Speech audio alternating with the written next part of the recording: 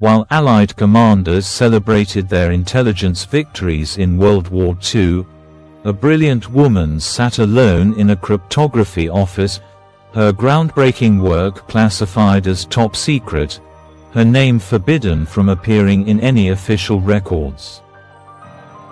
She had cracked the most sophisticated enemy codes that military experts declared mathematically impossible to break, saving countless lives and changing the course of the war. Yet when the victories were announced and medals were distributed, her contributions vanished into classified files, and history wrote her genius out of the story.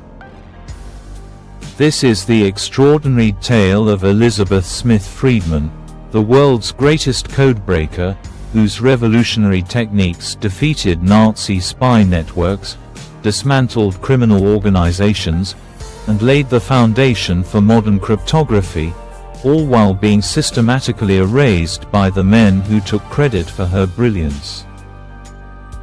Born in 1892 in rural Indiana, Elizebeth Smith grew up in a strict Quaker household where her father believed education was wasted on daughters.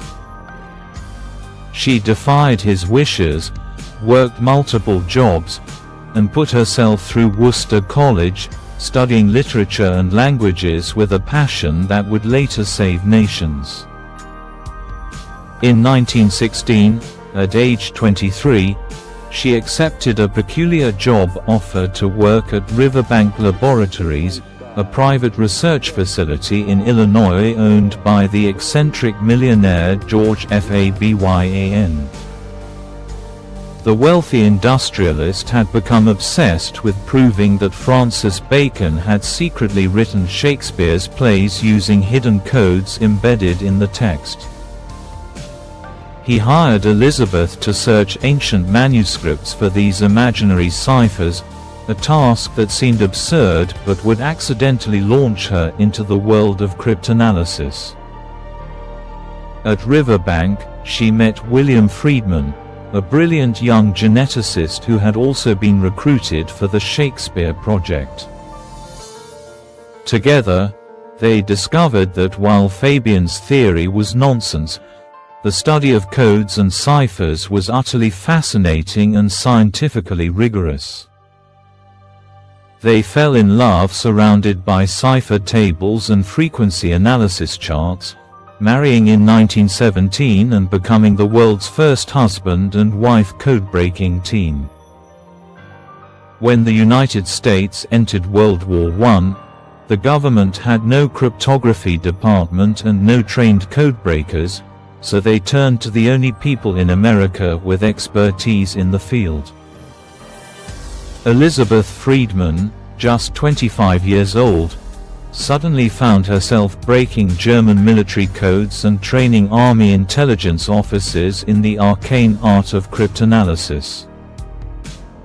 If you want to discover more extraordinary women who changed history but were written out of the story, subscribe now and activate the notification bell.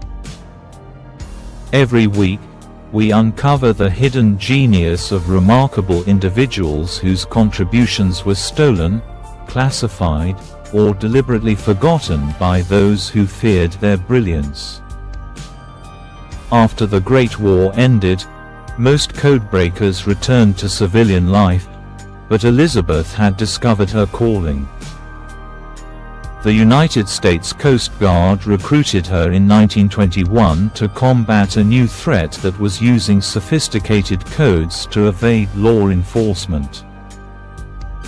During Prohibition, massive criminal organizations were smuggling millions of dollars worth of illegal alcohol into American ports, coordinating their smuggling operations through encrypted radio messages.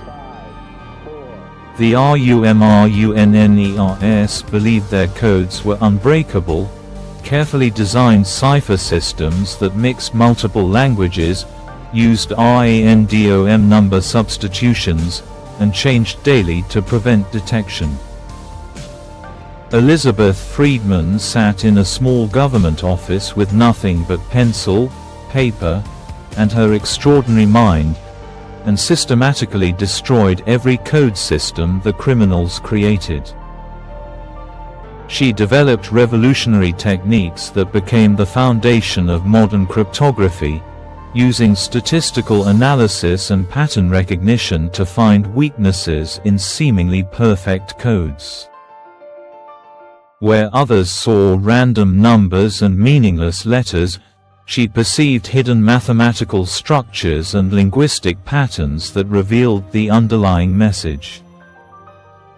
Over 12 years, she broke more than 12,000 encrypted messages, leading to the arrest of 35 smuggling rings and the seizure of 300 vessels worth millions of dollars. Federal prosecutors called her testimony in courtrooms across America, where she calmly explained how she had broken complex cipher systems that defense lawyers insisted were mathematically impossible to crack. Judges were astounded as this quiet, elegant woman described the intricate mathematics of cryptanalysis with perfect clarity, sending powerful criminal bosses to prison with her irrefutable evidence. Then came the true test of her genius. In the 1930s, as Nazi Germany began expanding its power, German intelligence services established elaborate spy networks throughout South America, using the continent as a base for espionage operations against the United States. These networks communicated using the Enigma machine, a sophisticated encryption device that generated billions of possible code combinations, making it theoretically unbreakable through traditional methods. Nazi commanders were so confident in Enigma's security that they transmitted their most sensitive military secrets and SPY communications using the system, certain that Allied intelligence could never penetrate their codes. They had not accounted for Elizebeth Friedman. Working from a cramped office in Washington, with minimal resources and outdated radio equipment, she began intercepting encrypted transmissions from Nazi spy stations in South America. The German intelligence networks were coordinating U-boat attacks, identifying Allied shipping routes, and planning sabotage operations across the Western Hemisphere. Military experts told her that breaking Enigma codes was impossible without capturing one of the encryption machines, which were heavily guarded and designed to be destroyed if threatened. She ignored the experts and attacked the problem with mathematical precision and brilliant intuition. Month after month, she worked 18-hour days, filling notebooks with statistical calculations and cipher analysis. She studied the encrypted messages for patterns, exploiting tiny operational errors made by German radio operators, looking for the microscopic cracks in an armor that everyone else believed was perfect.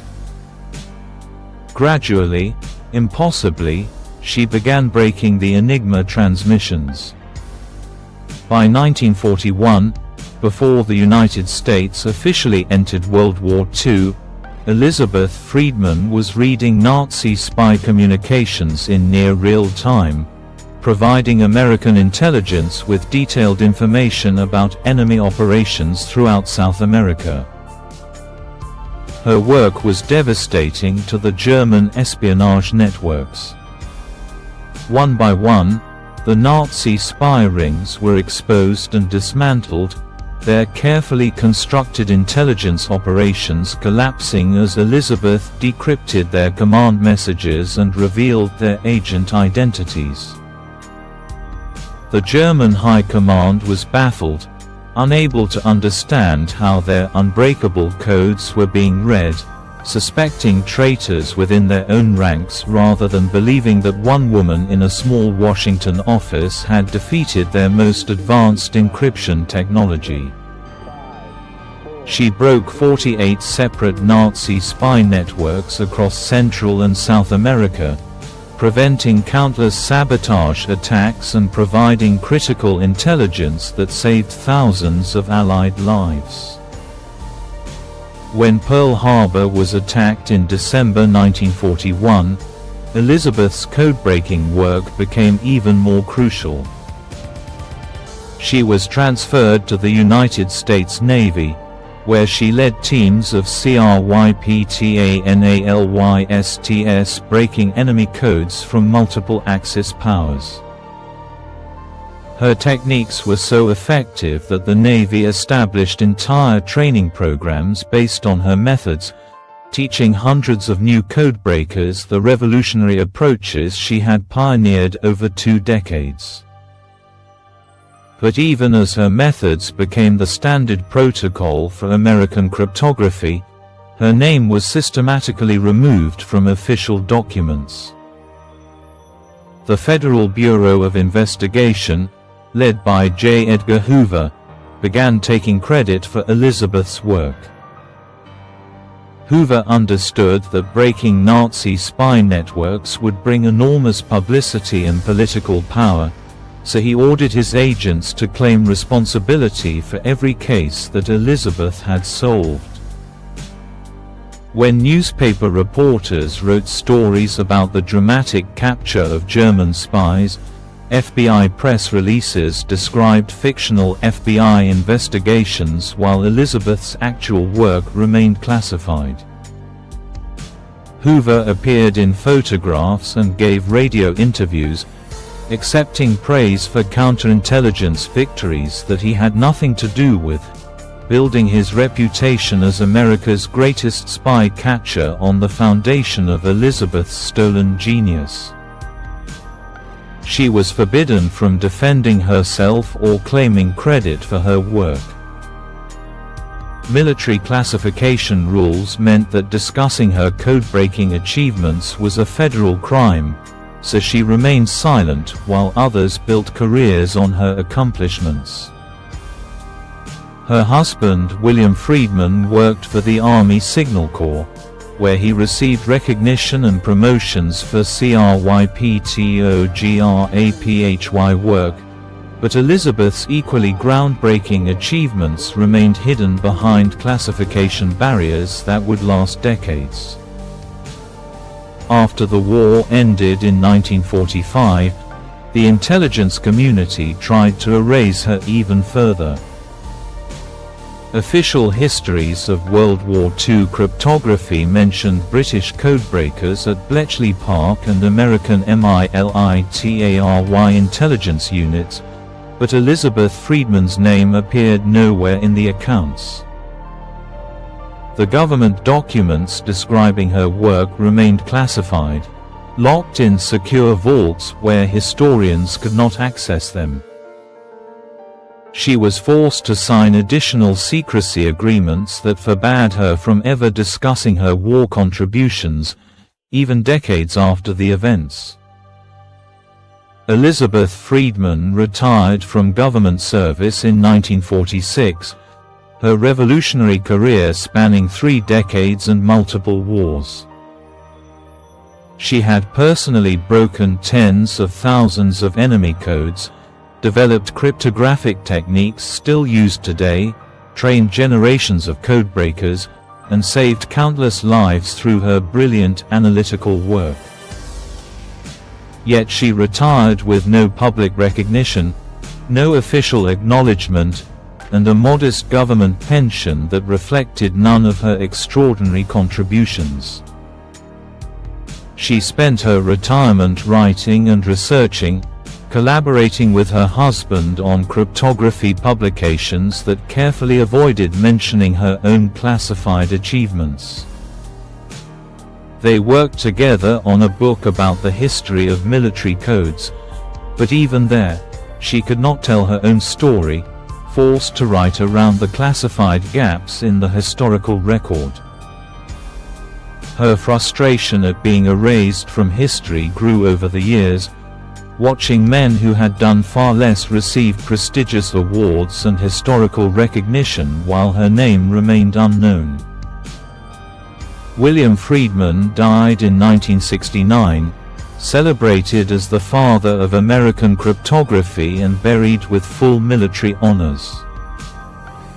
Elizabeth attended the funeral, knowing that her contributions had been at least equal to his but would never receive similar recognition. She lived another 11 years, increasingly bitter about the systematic erasure of her work, writing letters to historians trying to correct the false narratives about who had broken the Nazi codes and defeated the spy networks. On October 31, 1980, Elizebeth Smith Friedman died at age 88, her brilliant mind finally at rest after decades of forced silence. The obituaries were brief, mentioning her code-breaking work but lacking details because most of her achievements remained classified even after her death. It would take another decade before researchers finally gained access to declassified documents that revealed the full scope of her genius. Historians discovered thousands of pages of decrypted messages, technical reports, and courtroom testimony proving that Elizabeth Friedman was not merely a contributor to World War II intelligence, but one of the most important codebreakers in history. Books and articles began appearing in the 1990s and 2000s, slowly restoring her legacy and exposing how thoroughly she had been written out of the story. Today, more than 40 years after her death, cryptography experts recognize Elizabeth Friedman as a pioneering genius whose revolutionary techniques laid the groundwork for modern computer encryption and digital security. Her methods for breaking Enigma codes predated and paralleled the famous work at Bletchley Park, yet she accomplished her breakthroughs with a fraction of the resources and none of the recognition. The story of Elizabeth Friedman is not just about one woman's extraordinary genius being erased.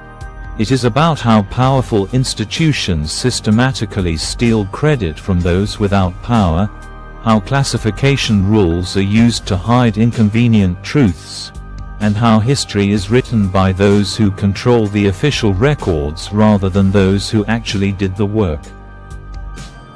Every time you use encrypted communication or benefit from digital security, remember the brilliant woman who pioneered these fields, who saved her nation during its darkest hour, who died knowing her legacy had been stolen by men who took credit for her genius. Her revolutionary mind changed the world forever, even if the world took half a century to remember her name.